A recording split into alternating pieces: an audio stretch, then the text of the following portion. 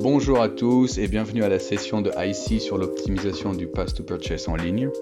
Des conseils, des informations, notre approche, voilà les éléments que nous allons couvrir aujourd'hui. La pertinence de ce sujet est évidente, tout le monde veut une part du gâteau de l'e-commerce qui ne cesse de grandir. Nous avons aujourd'hui 2 milliards de digital buyers qui sont également de plus en plus des digital natives. Et ceci dans un univers qui est aussi de plus en plus complexe, avec de plus en plus d'intervenants qui traditionnellement sont plus brick and mortars et une multitude de partenaires spécialistes du digital. Je suis Alexandre de Jubécourt et nous avons avec nous Morana, qui est notre Digital Insight Director, Mila, qui est notre Senior Digital Insight Manager, et Milica, qui est notre Digital Insight Manager. Dans la présentation, nous allons couvrir beaucoup de points différents et si vous avez encore des questions, n'hésitez pas à nous contacter. Alors, comment navigue-t-on dans cet univers du e-commerce en plein boom? Si on est un retailer ou si on est une marque, par où est-ce qu'on commence? Well, there are so many moving parts to e-commerce testing that sometimes it can be really hard for both researchers and stakeholders to take the plunge. And that's why we built a pyramid describing different levels of studies to actually help structure this abundance of research questions for more effective research. So level one looks into the online shopper strategy, actually trying to find who the online shopper is, what are his or her motivations and purchase habits. Level two goes deeper into online shopping behavior on a specific website. So how do shoppers navigate the site, which pages are visited, and what are some critical shopper marketing assets. And level three goes even deeper when it comes to those marketing assets or features, trying to see how what are the best practices for those features and how can they be optimized and whether this optimization would lead to a positive impact on purchase decisions. And obviously, all those three levels demand a different research methodology framework. Usually, traditional surveys will be sufficient for level one, that cover who the online shopper is, which sites they visit, why, etc. But on the other hand, for levels 2 and 3, meaning shopper behavior on specific website and tactical impact studies, we need to combine a survey with behavioral methods. Furthermore, level 3 usually requires a design experiment. For example, ABC test of package design or testing different layouts for the product detail page or different positioning of ads to understand the impact of all these variables on sales uplift. Merci, c'est très intéressant. Mais comment est-ce qu'on applique cette pyramide? Well, I would say that your first priority would be to just go ahead and pick the level of your study. So is it online strategy? Is it shopper behavior or tactical impact studies? And to do this, there are two different approaches, top to bottom, meaning from strategy to tactical, or bottom up, meaning making sure that first your ads or product image or product detail page works. And although it may sound logical to follow a top-down strategy, the bottom-up approach might be more beneficial, even more so in turbulent situation we're living today. So you will have quick wins that demonstrate the impact of e-com research to your stakeholders, but also because this type of study is the easiest one. Certain marketing assets are essential on all sites. For example, online package design. So you don't really need to have like high-level studies to get insights on that. Secondly, depending on the research level you pick, you should combine the suitable conventional, meaning survey methods, with behavioral one. And this complementary mixed method approach will provide you with 30% higher predictive insights, and more importantly, it will enable you to understand the full picture. Lastly, I would say that you should pick the most appropriate retailer website, which is usually your most important online partner, and make sure to test in context. Being able to expose respondents to testing environments that are visually and functionally the closest to the actual retailer website will ensure a higher correlation with genuine behavior and genuine purchases. D'accord. Et est-ce que c'est facile de cartographier la navigation du consommateur à travers les différents touchpoints? Well, it does sound a bit complicated, doesn't it? However, if you have a good framework and you've just seen one that Mila has shown previously, With the proper structure, validated KPIs, and understanding of the business context and empathy for consumers and their experience, it's actually relatively easy to map out the consumer journey. Looking at it more broadly, the most famous consumer journey framework is probably the one from Google, See, Think, Do, Care, but different companies adapt it to their needs. For example, in my previous company, we used Aware, Learn, Try, Buy, and Advocate. I also heard of Find, Learn, Buy. And in IC, we use See It, Like It, Buy It as stages of consumer journey. Well, the reality is that there are as many consumer journeys as there are consumers, and consumer journey is never linear. Nevertheless, if you want to measure it, you have to structure it. Well, in e-com, we start with the moment when a person lands on the website. Then we track how they navigate through the live page. So it's real behavior, or as close as real it can be. And we also expose consumers to some relevant static pages. Usually it's the product listing page. So a PLP similar to a shelf in a regular brick and mortar store is just much more cluttered and pictures of products are smaller. Besides product listing page, usually show the product detail page and evaluate the product detail page as well. So it's PLP and PDP. But it can be anything else, such as the search result page, add to cart, checkout process, A+ premium content, or any promo content, whatever we think might be relevant to investigate, or if we have indications there might be a bottleneck. For example, our clients frequently already have some internal data that can generate a hypothesis on where to deep dive. On the static pages, we want to know where the consumer's attention goes, for how long, how visible or engaging are the products and website elements. So you mentioned bottlenecks. How often do they happen? Well, I will give you an example of one very frequent bottleneck. We know that about 70% of e-com shoppers abandon the cart without completing the purchase. And there can be many reasons for that. Maybe they just investigated online and will shop offline. This happens a lot. Maybe they need more time to decide. But it can also happen that the process of checking out is too complicated and just not easy to understand.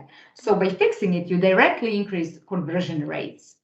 So knowing how the platform works after doing so many e-com studies with clients in various categories and all around the world makes it quite easy for us in IC to map out all the relevant touchpoints and identify potential bottlenecks. We also complement navigation on live pages and eye tracking on static pages with traditional survey, which Mila mentioned before, where we ask consumers about their experience, how much did they like or dislike some website elements to complement it with the behavioral research. And all that gives us a 360 view of the consumer experience on e-com. And it's so easy actually at the end to identify areas for improvement of user experience and consequently the conversion, which we know is like the most important thing. Everybody always aims at sales, of course. Merci. Et du coup, quels sont les principaux outils et solutions qui peuvent nous aider à comprendre tout ça? The tool that gives us the full picture of e-com performance in a certain category is called the Path to Purchase. And I want to show you maybe some of my favorite eye-opening outputs among many. One is definitely the navigation map. And why do I like it so much? It's because you can easily see on the navigation map what are the most common routes people take to find the defined product category or to complete a given shopping task that we can give them together in agreement with the client. Do they use the search bar or the menu more frequently? This is also one of the most frequent questions that clients ask. Do they click on promos? Where do they get lost or confused? And there can be so-called dead ends when they just give up and leave the page, possibly irritated because they couldn't complete the task or couldn't find what they wanted. We also measure how long does it all take. And the most important, which route brings the best conversion, because it's not always the same. Sometimes menu works better, sometimes search works better, and we need to know what to highlight and what to improve. Another great thing is the conversion funnel. This is a very simple funnel where with the help of eye tracking and interaction tracking, we can see the performance from visibility. So is the product visible enough, distinctive enough, to purchase. And very easily we can identify if there are any bottlenecks to fix through this conversion funnel. By the way, visibility and position we know are king on e-com, so that's why it's very relevant, because without that, the chances of consideration and purchase can be really, really low. Et de manière plus concrète, comment se passe le test? Qu'est-ce qu'on doit savoir avant de commencer ce type d'étude? Well, usually clients come to us with a certain topic, meaning that before starting the study, they already know what they want to do. If they want to do a UX study, that is in case they're launching a new website or they're redesigning a current one, or maybe they have a specific issue on the website. For example, they have a high bounce rate on the cart review or a payment page, meaning touch point, or they want just to know how the category of interest is purchased online, which is the online path to purchase Morana mentioned previously.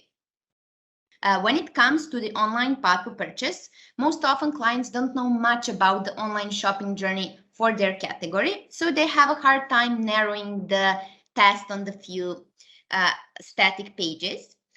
Luckily, this is where our expertise is of high value, as we know what the most frequent pain points are. So then we, together with the client, discuss and brainstorm the best approach for their business questions and their KPIs. Sometimes this includes a full suite of methodologies. So they have navigation, eye tracking, click tracking, and survey, and sometimes only some of them. Of course, the combination of methods ensures the higher predictability. We are currently in a consumer-centric revolution, so we make sure that everything goes smooth and easy for our clients too. Having said that, we need just two things from our clients: to tell us who is their most important or multiple online partners, and also to agree on the most important touch points. Both of these things are covered during the kickoff meeting, after which we start with the setup. So the client is responsible only for providing the information while we do the next steps. This is stimuli preparation, questionnaire preparation, and study programming. Merci. Et comment se passe le choix et la préparation des stimuli?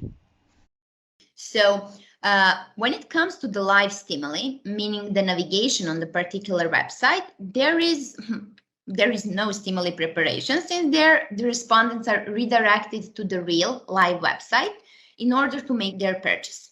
This online shopping simulation provides us with the view of a real life experience and consequently higher predictability. The respondent's journey is tracked from the moment he enters the website till he leaves. On the other hand, in case of static stimuli, after we have selected the relevant ones with the client, we start with stimuli preparation, meaning that we make the screenshots of the pages, and thanks to our in-house design team and their really speedy support, we are ready to launch in less than 2 days. These stimuli are called static, since they represent the real pages, but they are not interactive, meaning that if a respondent clicks on the home button, he will not be redirected to the home page, but we collect all the data behind their clicks in order to do the further analysis. So don't worry, although they are static, these pages provide a real experimental, comparable environment with all the relevant data. In this case, less is more. And the easy part is that this process looks the same regardless of the device type. So both desktop and mobile stimuli are prepared the same way. We tend to avoid this unnecessary clutter and steps for the clients and ourselves too. Très bien. Maintenant, si on prend un peu de recul, quelles sont les questions clients que nous avons le plus souvent? Actually, the majority of client questions can be summed up into, let's say, 2 or 3 topics. The first one, and the broadest one, is the situation when a client actually knows a lot about brick and mortar shopping, but is interested in learning more about the online shopping patterns for the specific category. And the most important thing to uncover here is actually how easy it is to find the right product, and what's the role of different features, for example, search bar, taxonomy, filters, sorting options, etc. So what's the role of these in that whole process of shopping? The second topic is more concerned with the client's product presentation on the retailer website. So can shopper find particular product? Does it stand out in a highly competitive context of retailer's product list?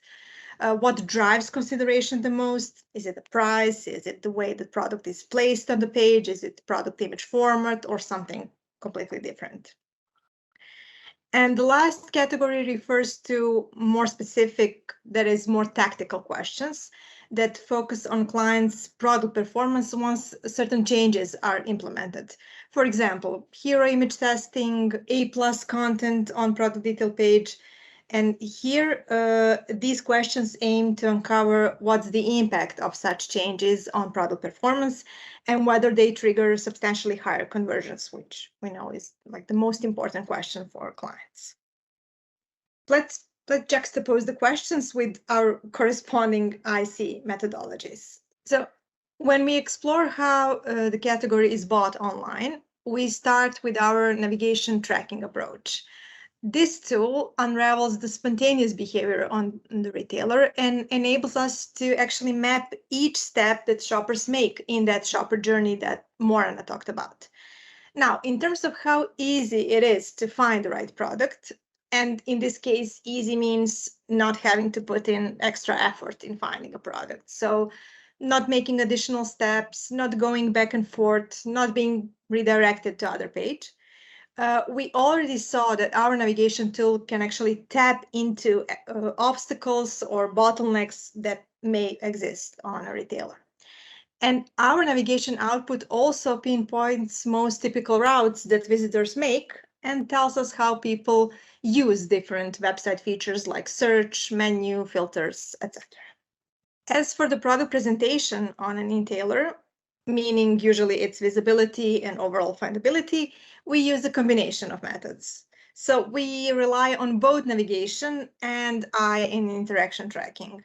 Navigation helps us uncover how much time and effort shopper invest in finding a particular product, usually clients one, while eye tracking gives us an additional perspective on how noticeable that product is on the retailer's list and how much potential does the product have to capture shoppers' attention. When it comes to more specific questions, considering the impact of different optimizations, either category-wise or product-wise, we rely dominantly on eye and interaction tracking. Here, our focus is on specific areas of product presentation. For example, hero image versus regular image, products with discount tag versus products without discount tag, product detail pages with A+ content versus those without. And here, our tool tracks how these areas perform in terms of noticeability and capturing shoppers' attention. And furthermore, this eye tracking interaction tracking approach identifies key conversion triggers in this optimized context, meaning how each of these introduced features affect purchase intent and to what extent. Intéressant. Et du coup, quels sont les enseignements principaux?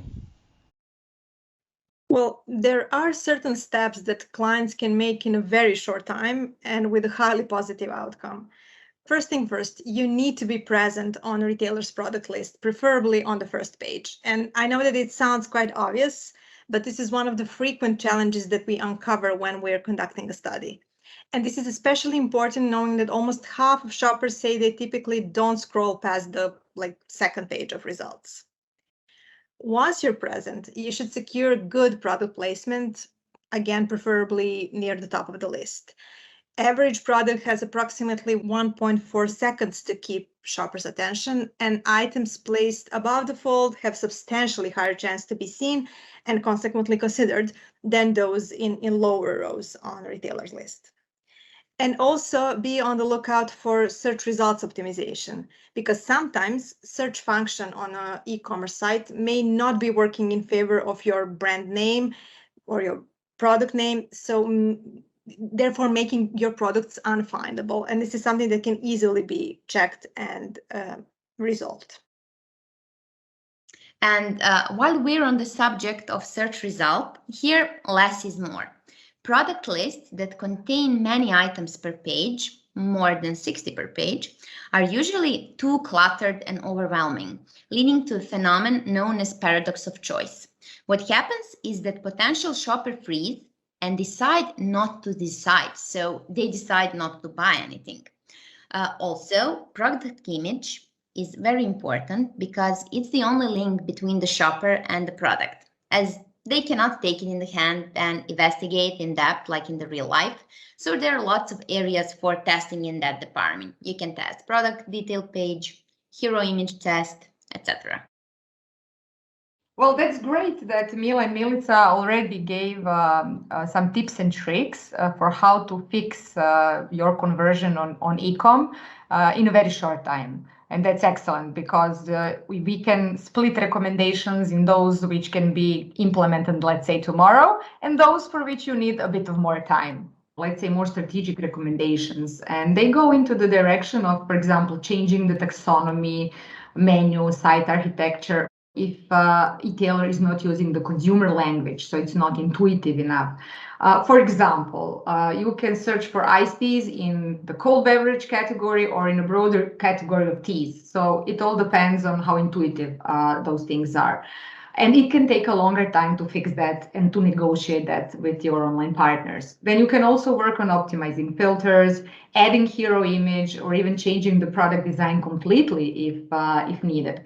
Also creating some push content, optimizing the portfolio, for example, after identifying some gaps, maybe even per retailer, or even launching a new product like some NPD that is missing after identifying the product gap, or even you can decide to exclude or add some of the features. My advice would be to always use something as a benchmark, some kind of control or comparison cell. For example, testing old versus new, or client versus similar competition, or client versus best-in-class competitor. Or you can compare performance among different e-tailers of your brand.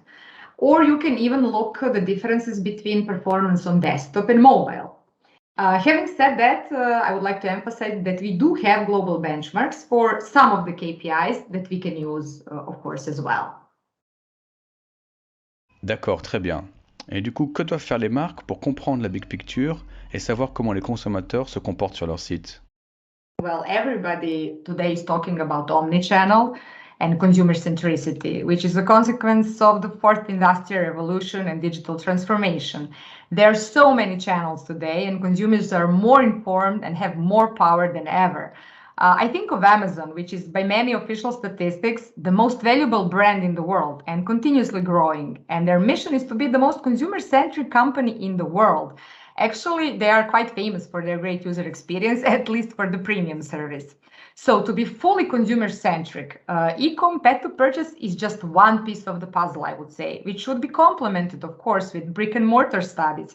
For example, how people move through the store and what catches their attention. But also lately, we are experimenting with so-called passive tracking, meaning looking at what people did before they landed on a certain online retailer. This can surely nicely wrap up the entire story and give us even deeper understanding of the consumer journey, but this can actually never replace a true experimental design where we need a controlled environment to be able to conclude how a certain change in the content impacted the KPIs, like in the case of famous A/B testing. Merci à tous et n'hésitez pas à nous contacter si vous avez des questions supplémentaires.